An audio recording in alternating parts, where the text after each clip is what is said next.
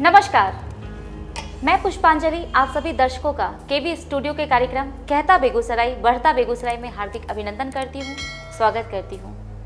केवी studio के खास कार्यक्रम कहता बेगूसराय बढ़ता बेगूसराय आप सभी दर्शकों को नए नए कलाकारों से रूबरू करवाता है और करवाता रहेगा। और इसी कड़ी में आज हमारे साथ मौजूद हैं मोहित मोहन जी।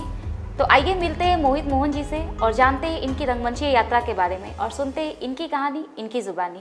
मोहित जी, हमारे केवी स्टूडियो में आपका बहुत बहुत स्वागत है। धन्यवाद केवी स्टूडियो का, डॉक्टर रोशन का, जिन्होंने मुझे यहाँ बुलाया।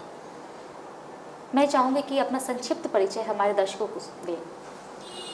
जी, मेरा नाम मोहित मोहन है। घर मेरा पावर हाउस रोड बेगूसराय में ही पड़ता है।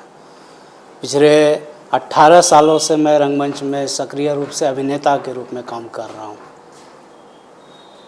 मोहित जी, रंगमंच के प्रति आपका रुझान कब से हुआ? दरअसल इसके पीछे एक छोटी सी कहानी है। वो ये कि बेगूसराय में एक जगह है गाछी टोला। गाछी टोला में एक रंगकर्मी हुआ करते थे, मुकेश चौधरी। उनके छोटे भाई से मेरी मित्रता थी और उस वक्त मैं 2002 में ग्रेजुएशन पार्ट 1 में पढ़ता था जीडी कॉलेज में जी। वहाँ एक यूथ फेस्टिवल हुआ था, तो उन्होंने ही मुझे भेजा था कि जाओ कॉलेज और वहाँ यूथ फेस्टिवल में पार्टिसिपेट करो। बैठे हुए हो, कुछ कर रहे हो नहीं, सिर्फ पढ़ाई तो चल ही रही है जी। तो साइड से ये भी कर लो। वो कहा ठीक है चलो कर लेते हैं। गए वहाँ, मेरा पहला नाटक जो जीवन का कहा जाए समझौता था। प्रवीण कुमार गुंजन वहाँ मिले, उनके निर्देशन में ये प्ले हुआ जी। फिर वहीं से नाटक की शुरुआत हो गई और अब तक जारी है? अब तक जारी है अनवरत। तो अभी तक आपने कितने नाटकों में अभिनय किया है? एग्जैक्ट तो मुझे भी याद नहीं, लेकिन 30 के ऊपर तो ज़रूर होंगे। 30 के ऊपर? बिल्कुल। काफ़ी बड़ी संख्या में आपने अभिनय किया है हाँ। नाटकों में। मैं चाहूँगी कि अपनी पसंदीदा नाटक उसके 2-4 संवाद हमारे दर्शकों को सुनाएं। पसंदीदा नाटकों में तो है 2-4 नाटक ऐसे हैं जिससे सच कहे तो मेरा दिल जुड़ा हुआ है। जी। हरिजन गाथा है, नागार्जुन की रचना है। एक 9 इडियट है जो इम्प्रोवाइज्ड प्ले था, प्रवीण कुमार गुंजन और संतोष राणा के कंबाइंड डायरेक्शन हुआ था। वो प्ले मुझे बहुत प्यारा है। मैं खास करके उसमें मेरा जो कैरेक्टर है, अप्पा का कैरेक्टर उसमें था। जी। उसका 2-4 लाइन में आपको अबे झापड़ी के, एक्चुअली मुंबईया शैली की थोड़ी सी भाषा उसमें इस्तेमाल की, वही तो कोशिश मैं करता हूँ घर में। अबे झापड़ी के, यह फिल्म की स्टोरी क्या सैड होगी। अपुन की लाइफ की स्टोरी ना इससे जास्ती सैड है। अपुन सुनाता है सुन। अपुन का नाम अप्पा। अप्पा अपुन का ओरिजिनल नेम नहीं है क्या? अपुन का ओरिजिनल नाम क्या है ये अपुन को भी नहीं पता है। अपुन की माँ कौन है ये अपुन को मालूम नहीं है, लेकिन ऐसा लोग बोलता है कि अपुन का बाप अपुन को किसी वैश्यालय से उठा के लाया था क्या। पर अपुन का बाप ना अपुन को बहुत प्यार करता था। वो अपने को पढ़ने के लिए अंग्रेजी स्कूल में भेजता था। वो झोपड़पट्टी है ना अपुन उसके साइड का अंग्रेजी स्कूल, उसमें अपुन बच्चा बहुत सूट बूट दे के स्कूल पहुंचा पढ़ने को। पर वहाँ का छोकरा लोग अपुन को चिढ़ाता था। अपुन को बोलता था वो देख आ गया गुंडा, गुंडे का बेटा। मैंने कहा रे नहीं रे, अपुन कहाँ गुंडा बनेगा, अपुन तो पढ़ने के वास्ते आया। अपुन पढ़ेगा बड़ा आदमी बनेगा। पर छोकरा लोग नहीं माना, अपुन को चिढ़ाया। अपुन अपने बाप के पास गया, बोला बाबा ये देख ना ये छोकरा लोग अपुन को बहुत चिढ़ाता है रे। अपुन का बाप बोला चिढ़ मत, बर्दाश्त कर। अपुन बच्चा बर्दाश्त किया। पहला दिन, दूसरा दिन, तीसरा, चौथा, 5वां, 6ठा, 7वां, 8वां, 9वां, 10वां दिन अपना भेजा सटक गया। अपुन पत्थर उठाया और वो छोकरे लोग को दे मारा। अपुन को जेल भेज दिया। वो छोटा बच्चा लोग बोला जेल होता है ना, उसी में बहुत मारा अपुन को, बहुत मारा। अपुन जब जेल से लौट के वापिस आया ना तो पता चला अपना बाप मर गया, अपना बाप मर गया। और फिर अपुन अपने बाप का धंधा संभालने लगा, वसूली का धंधा, और बन गया अप्पा, अप्पा भाई। बहुत ही सुंदर अभिनय, और जो आपका एक्सप्रेशन है वो तो काफ़ी गजब का है। धन्यवाद। आपने बेगूसराय से बाहर भी कहीं अभिनय किया है? बहुत जगह, दिल्ली, मुंबई, केरल, बंगाल, तो हमेशा कहीं ना कहीं आना जाना होता ही रहता है। तो मोहित जी, क्या कभी कम्युनिकेशन का कभी कोई प्रॉब्लम हुआ था। सबसे ज़्यादा प्रॉब्लम हुआ था शुरुआती दौर में, जब मैं केरल गया था। न उन्हें हिंदी आती थी और मेरी अंग्रेज़ी उस वक्त माशाल्लाह थी, तो बहुत समस्या हुई थी। मुझे एक आदमी रखना पड़ा था कि मतलब द्विभाषिया जिसे बोलते हैं, वो उसकी भाषा मुझे बताए और मेरी भाषा उन्हें बताए। तो ये समस्या तो हुई थी, लेकिन खैर बाद के दिनों में फिर चूँकि अब अंग्रेज़ी माध्यम से ही मैंने एमए किया थिएटर आर्ट से, तो फिर वो पढ़ना तो पड़ा ही। और फिर अब तो आपने ड्रामा से पीजी किया है? हाँ, सेंट्रल यूनिवर्सिटी ऑफ झारखंड से मैंने ड्रामा से पीजी किया, और मैं अपने बैच का टॉपर भी रहा हूँ संयोग से। बहुत बहुत बधाई। Thank you. आपने जब आउट ऑफ स्टेट नाटक किया है, अभिनय किया है, तो वहाँ के दर्शकों का फीडबैक और बेगूसराय के दर्शकों का फीडबैक कितना समानता है इन दोनों में? समानता ये है ना कि हमारे यहाँ के दर्शक जो हैं वो रिएक्शंस जो है वो बीच बीच में आपको देते रहते हैं। उनके ऊपर रोक टोक खुद से वो नहीं लगाते। आप लगा भी दीजिएगा तो उनकी दिल की इच्छा है, निकल गई तो निकल गई। बाहर में एक चीज़ मैंने देखा है कि पिन ड्रॉप साइलेंट जब बैठ जाते हैं तो फिर बैठ जाते हैं। जो भी रिएक्शंस है वो नाटक ख़त्म होने के बाद देते हैं जी। ये एक अंतर है। हालांकि इससे बहुत ज़्यादा कोई परेशानी हम लोगों को कभी नहीं हुई। अभी तक मैंने बहुत सारे कलाकारों का इंटरव्यू लिया है, लेकिन एक मुद्दा उठ के आया है, रोजगार की बातें उठ के आती है कि देखा जाता है कि कला के क्षेत्र में संगीत और नृत्य कहीं ना कहीं उसमें कमाई का जरिया है। स्कूल, कॉलेज जो भी है कहीं भी कर सकते हैं, लेकिन जब रंगमंच की बात आती है, नाटक की बात आती है, तो यहाँ रोजगार की संभावना है ही नहीं, ये कहा जाए बेगूसराय में। तो इस पे आप क्या कहना चाहेंगे? देखिए, रोजगार की संभावना मुझे जो लगता है रंगमंच में, उसका एक कारण ये है कि हर नाटक, आप कोई सा भी नाटक उठा लीजिए, वो अपने आप में एक विरोधाभास लिए हुए रहेगा जी। चाहे वो समाज के कुरीतियों के खिलाफ हो, सत्ता पक्ष के खिलाफ हो, कहीं ना कहीं वो उसके खिलाफ में आपको नज़र आएगा जी। तो सीधी सी बात है, जब हम आपके खिलाफ बोलेंगे तो थोड़ी परेशानी तो होगी। दूसरी एक और टेक्निकल प्रॉब्लम क्या है, एक और परेशानी, कि नाटक कोई एकल विधा है ही नहीं, वो सबको मिला के बना है। उसमें गीत है, संगीत है, नृत्य है, सेट है, डिज़ाइन है, ये है, वो है, 50 चीज़ें हैं। तो अकेला आदमी नाटक कभी नहीं कर पाएगा। उसको कम से कम तो 10-15 आदमी चाहिए ही चाहिए जी। म्यूज़िक का है कि चलो एक आदमी गाने वाले हो गए, एक बजाने वाले हो गए, तो प्रोग्राम ऑलमोस्ट हो सकता है। लेकिन नाटक वाला वो नहीं कर पाएगा, उसको 10 आदमी चाहिए जी। तो रोज़गार एक को देगा उसकी 10 को देगा, एक के चलते 10 को देना पड़ेगा। ये भी एक समस्या है। बिल्कुल। कहीं भी अगर टीचर की बहाली अगर हो जाए, जैसे म्यूज़िक टीचर है, तो म्यूज़िक टीचर की बहाली हो जाती है, थिएटर वालों की बहाली नहीं है। उसके पीछे एक रीज़न ये भी है, कितनों को एक साथ नाटक में 10 आदमी चाहिए, स्टूडेंट आप ले आइएगा, लेकिन आपको फिर लाइट डिज़ाइन चाहिए, फिर म्यूज़िक चाहिए, सेट चाहिए, फिर आपको प्रॉपर्टी चाहिए। कहा जाए इस पे खर्चे बहुत ज़्यादा, खर्च बहुत ज़्यादा है, बहुत ज़्यादा है।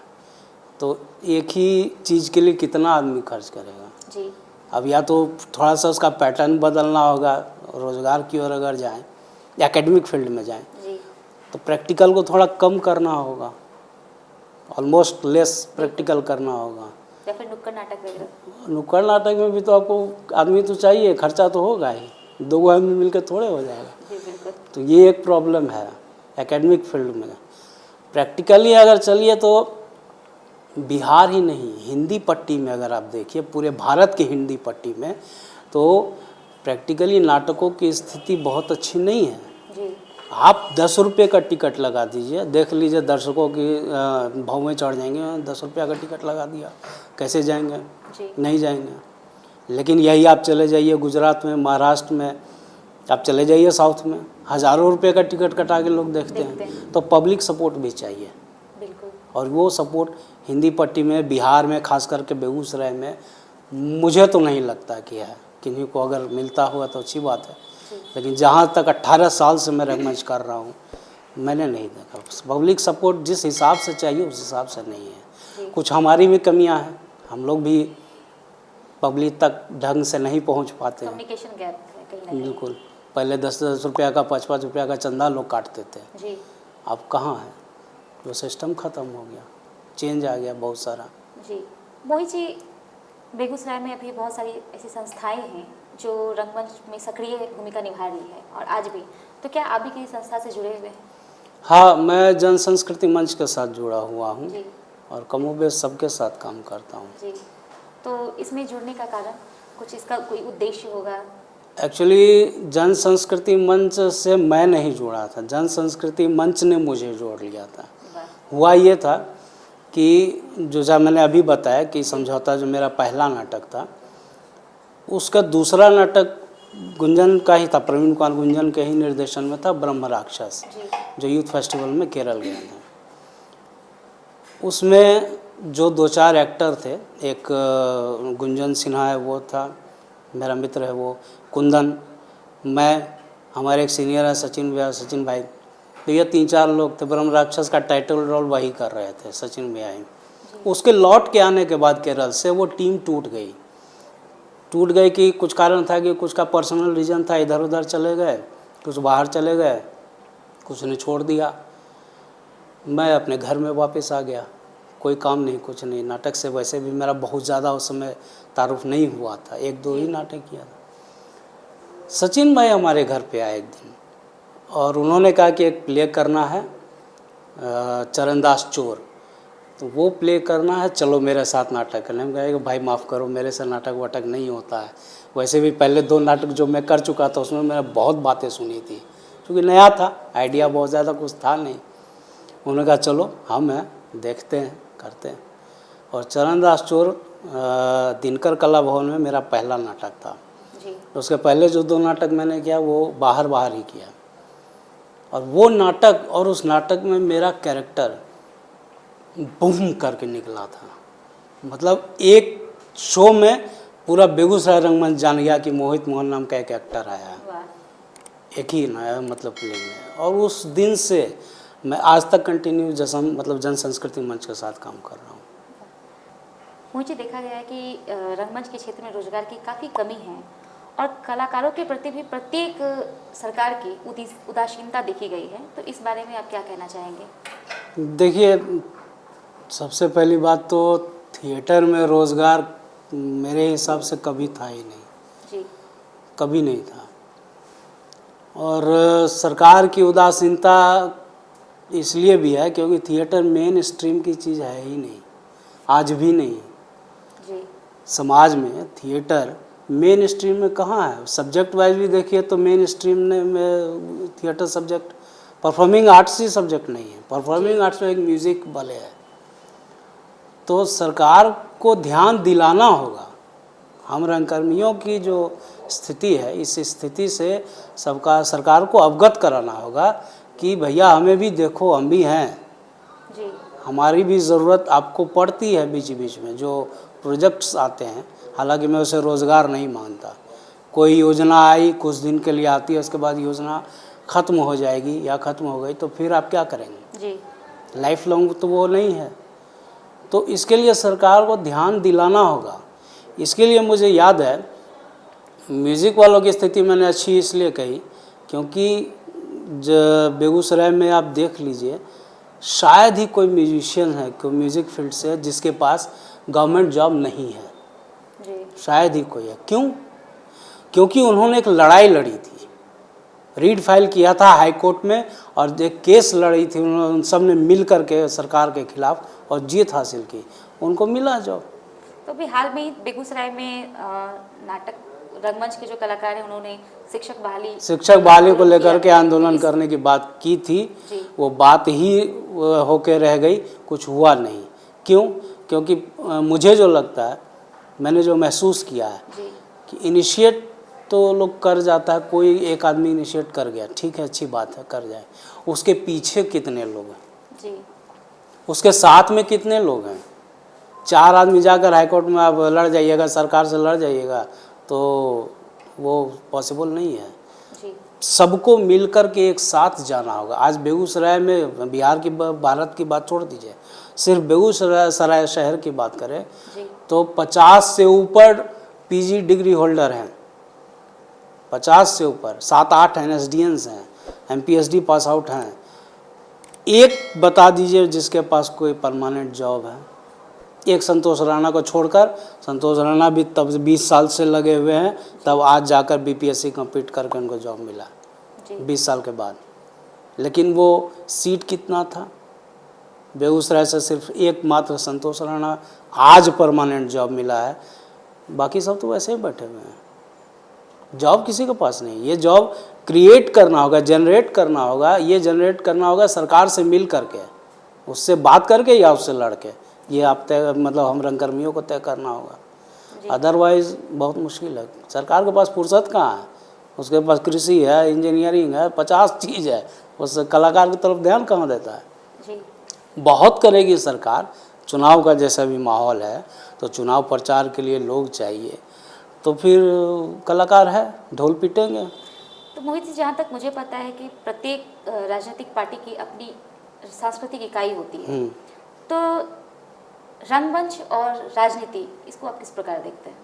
देखिए, रंगमंच में तो राजनीति है ही, खासकर अगर बेगूसराय रंगमंच में जहाँ मैं काम करता हूँ वहाँ तो राजनीतिक टीम जो है, मैं उसी को सक्रिय देख रहा हूँ। जी, जन संस्कृति मंच सीपीआईएमएल की कल्चरल विंग से, इप्टा खुद एक राजनीतिक संगठन है।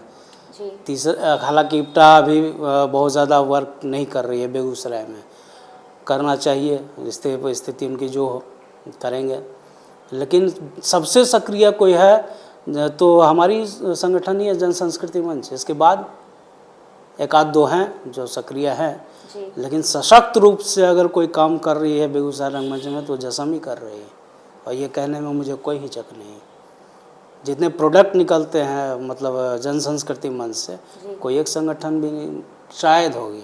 हाँ, कुछ हैं, बिहट में हैं, कुछ नूनपुर में हैं, जी, एका दुका लोग हैं कर रहे हैं। लेकिन सामूहिक रूप में देखिए तो मेन स्ट्रीम में जो दिनकर कला भवन, जो गढ़ है, अब जिसको बोला जाता है थिएटर का, वहाँ तो जसम काम कर रही है कंटिन्यू, और वो कल्चरल विंग से। जी। मोहित जी, अमूमन देखा गया है कि हमारे जो पेरेंट्स होते हैं उनका बस एक ही सपना होता है कि हमारे बच्चे अच्छी शिक्षा प्राप्त करें, डॉक्टर बने, इंजीनियर बने, और एक अच्छे लाइफ जिए। और आपने रंगमंच का फील्ड चुना है, रंगमंच को चुना है, तो फैमिली का कितना सपोर्ट रहा? शुरुआती दौर में तो बहुत मुश्किल हुई थी जी, कि मतलब आम मिडिल क्लास फैमिली से मैं हूँ, बहुत बड़ा कोई बैकग्राउंड मेरा नहीं है। मेरे पिताजी यही बेगूसराय आयुर्वेद कॉलेज में प्रोफेसर थे, जी, माँ गृहिणी है, और हम 2 भाई हैं, बस मैं बड़ा हूँ। तो घर का बड़ा बेटा है, तो डॉक्टर बनेगा, इंजीनियर बनेगा, बहुत सोचेंगे तो कलेक्टर बनेगा, आईएएस बनेगा। जी, मैं चला आया थिएटर में। अब सबकी भवें तन गई हमारे घर में, मतलब मेरे पूरे ख़ानदान में कोई परफॉर्मिंग आर्ट्स फील्ड में नहीं है, मैं अकेला हूँ।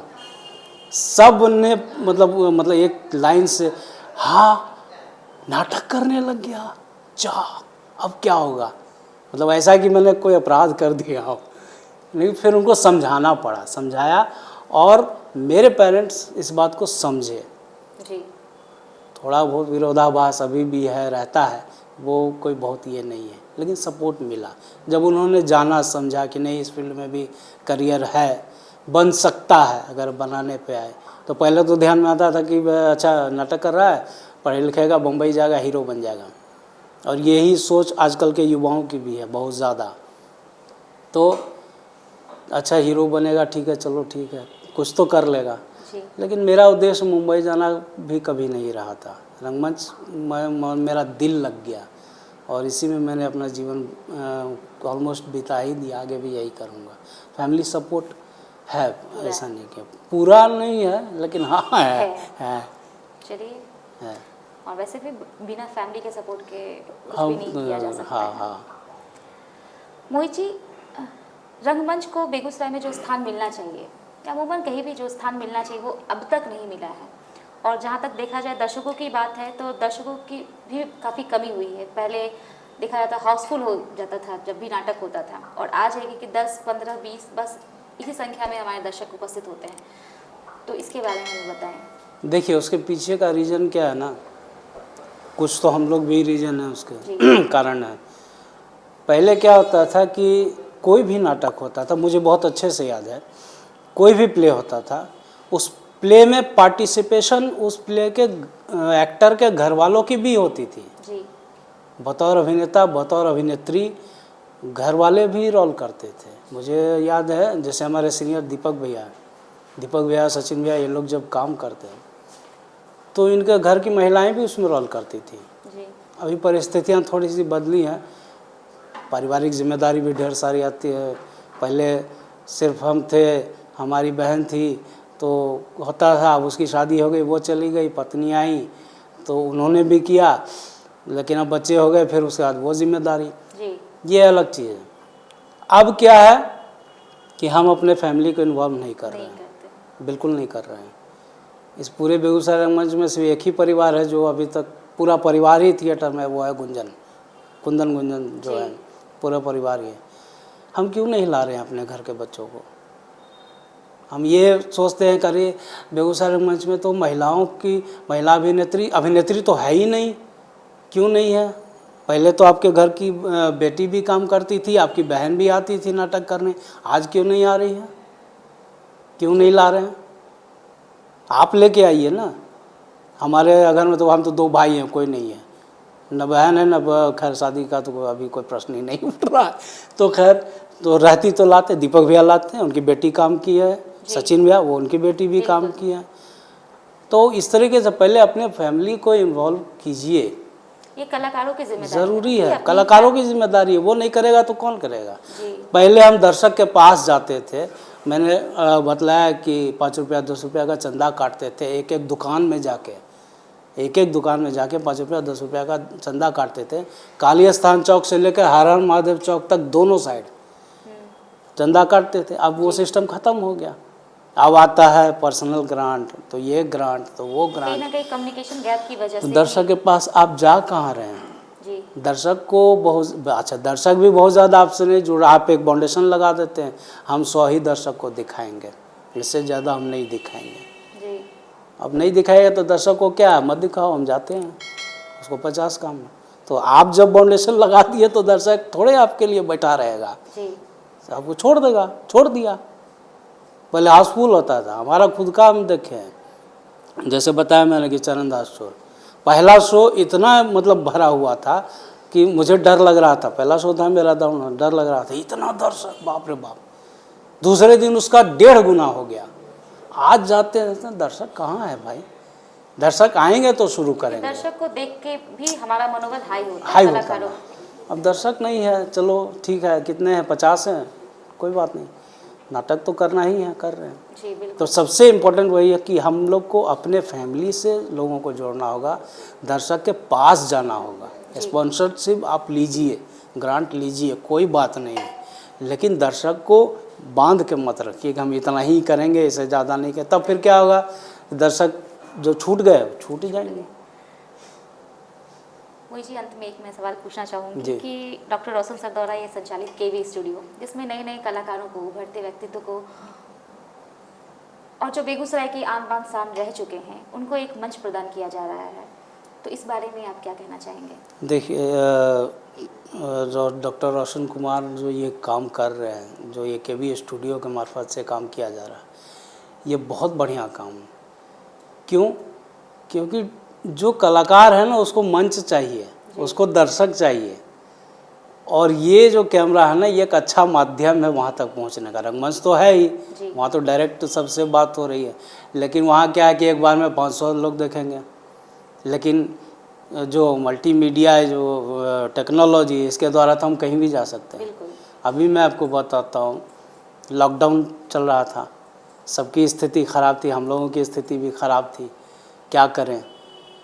पेट की भूख है ठीक है, लेकिन जो हमारे दिमाग की, हमारे मन की जो भूख, जो नाटक करके एक रंगकर्मी, एक कलाकार को जो भूख सुकून मिलता है, वो तो नहीं हो रहा था जी।